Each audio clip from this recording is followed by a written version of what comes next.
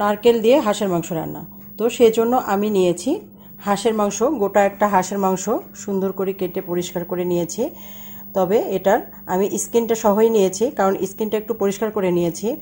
স্কিনটা পরিষ্কার করা একটু কঠিন কাজ যদিও, তবে আপনারা স্কিনটা পরিষ্কার করেই নেবেন। আর হাঁসের মাংসের স্কিনটা একটা অন্যরকম খাবার, হাঁসের মাংসের সাথে স্কিনটা খুবই ভালো লাগে।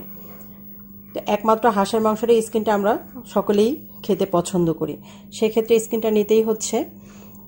আর নিয়েছি আদা রসুন বাটা, জিরা বাটা, তারপরে নিয়েছি শুকনা মরিচ গুঁড়া, লবণ, হলুদ, তারপর নিয়েছি নারকেলটা আমি 1 কাপ পরিমাণ নারকেল বেটে নিয়েছি। তারপরে নিয়েছি গরম মশলা, তেজপাতা নিয়েছি, এলাচ, দারুচিনি, লং আর গোলমরিচ নিয়েছি। পেঁয়াজ 1 কাপ পরিমাণ দিয়ে দিচ্ছি। 1 চামচ পরিমাণ জিরা বাটা, আদা রসুন বাটা 1 চামচ পরিমাণ দিয়ে দিচ্ছি। পরিমাণ মতো হলুদ, পরিমাণ মতো লবণ এবং পরিমাণ মতো শুকনো মরিচ গুঁড়া দিয়ে দিচ্ছি। 2 টেবিল চামচ পরিমাণ দই। এখন আমি এটা মেখে নেব।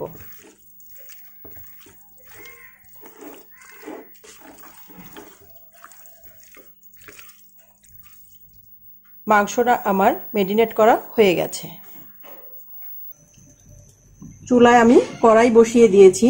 এখন দিয়ে দিচ্ছি 1/2 কাপ পরিমাণ তেল, কারণ হাঁসের মাংসের মধ্যে তেল বেশ থাকে। চুলায় দিয়ে দিচ্ছি তেজপাতা 3টা টুকরো করে।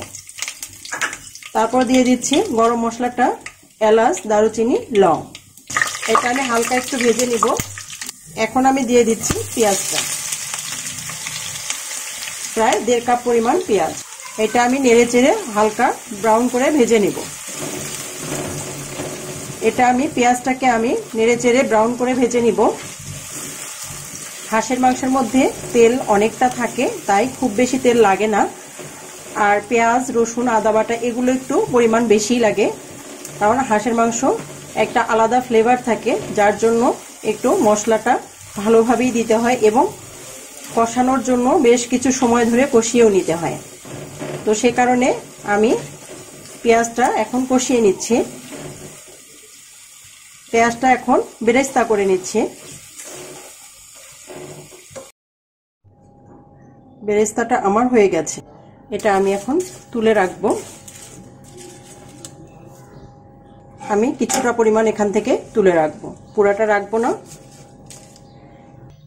এ পর্যায়ে আমি ঢেলে দিচ্ছি 2 চামচ রসুন বাটা, 2 চামচ আদা বাটা, সব কিছু মিলায় 2 চামচ পেঁয়াজ বাটা, তারপর লবণ, হলুদ, শুকনা মরিচ সব কিছু মিলিয়ে আমি পেস্ট করে রেখেছিলাম, সেই পেস্টটা আমি এখন ঢেলে দিচ্ছি। এটা আমি আলতো আছে নেড়ে চেড়ে একটু কষিয়ে নেব। ততক্ষণ পর্যন্ত এটা আমি কষিয়ে নেব যতক্ষণ না এর তেলটা উপরে চলে আসছে। মশলাটা আমার কষানো হয়ে গেছে, তেলটা উপরে চলে আসছে। এখন আমি ম্যারিনেট করে রেখেছিলাম মাংসটা, সেটা দিয়ে দিব। প্রত্যেকটা মশলা আমি একটু তুলনামূলকভাবে কম দিয়েছি, কারণ আমার আগের থেকে ম্যারিনেট করা ছিল মাংসটা, সেই কারণে। এখন আমি মাংসটা দিয়ে দিব। মাংসটা আমি দিয়ে দিচ্ছি।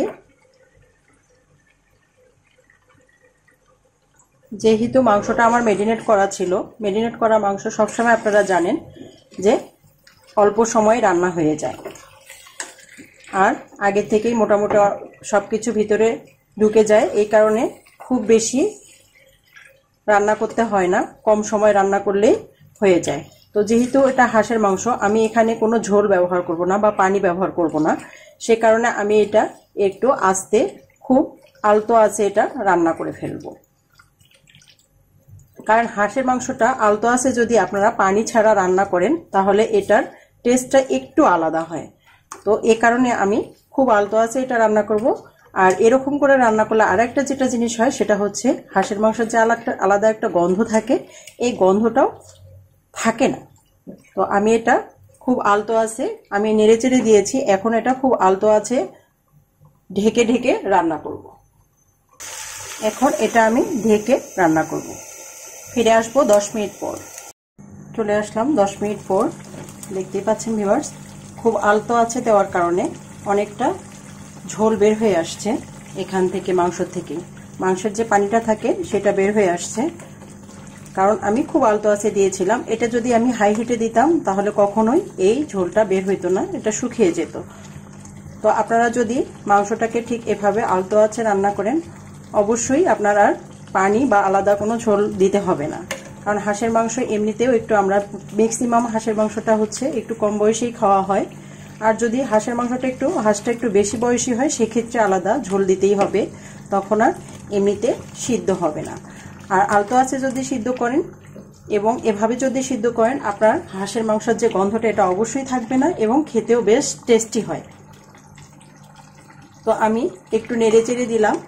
এখন আরও একটু সিদ্ধ করব, সেটা হচ্ছে ঠিক আবারও ঢেকে দেব। একটু নেড়ে চেড়ে দিলাম শুধু।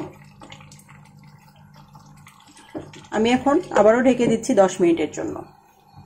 আবারও ফিরে আসলাম 10 মিনিট পর। এখন আমি দেখিয়ে দিচ্ছি যে মাংসটা আরও অনেকটা হয়ে গেছে এবং ঝোলটা একটু হলেও কমে আসছে। এখন আমি এ পর্যায়ে দিয়ে দিব আমি যে নারকেল বাটাটা রেখেছিলাম, সেই নারকেল বাটাটা দিয়ে দিচ্ছি। আর দিয়ে দিচ্ছি একটা স্টার মশলা, আর দিয়ে দিচ্ছি গরম মশলা। এটা সব কিছু মিলিয়ে গুঁড়ো করা ছিল, একটু টেলে নিয়ে সেটা দিয়ে দিচ্ছি 1 চা চামচ। এখন এটা আবারও আমি একটু সুন্দর করে নেড়ে চেড়ে কষিয়ে নিব।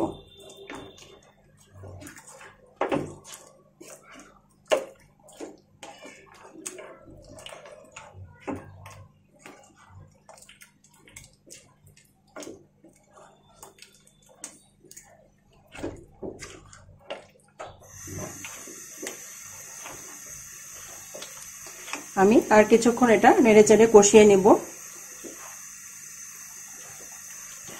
কষিয়ে নিতে নিতে আরেকটা কথা বলি, এই স্টার মশলাটা অনেক সুন্দর একটা ফ্লেভার থাকে। এই ফ্লেভারটার কারণেও খাবারটা অনেক সুন্দর হয় এবং খুব ভালো লাগে খেতে।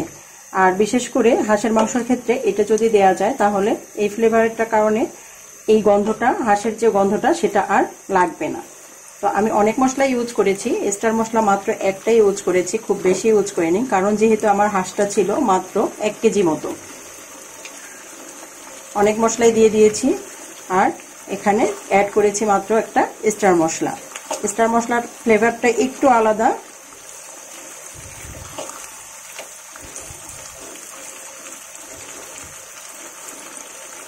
এটা আমি আরো কিছুক্ষণ কষিয়ে নেব।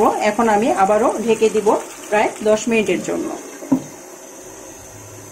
দিয়ে দিচ্ছি আমি যে ব্রেস্তাটা ভেজে রেখেছিলাম, সেই ব্রেস্তাটা একটু ঝুরঝুর করে উপর দিয়ে দিচ্ছি এবং এটার কারণে এটার কালারটা অনেক সুন্দর আসবে এবং ফ্লেভারটাও খুব সুন্দর আসবে।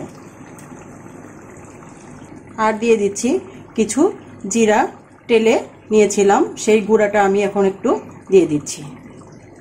এখন এটা আমি কিছুক্ষণের জন্য ঢেকে তারপর পরিবেশন করব।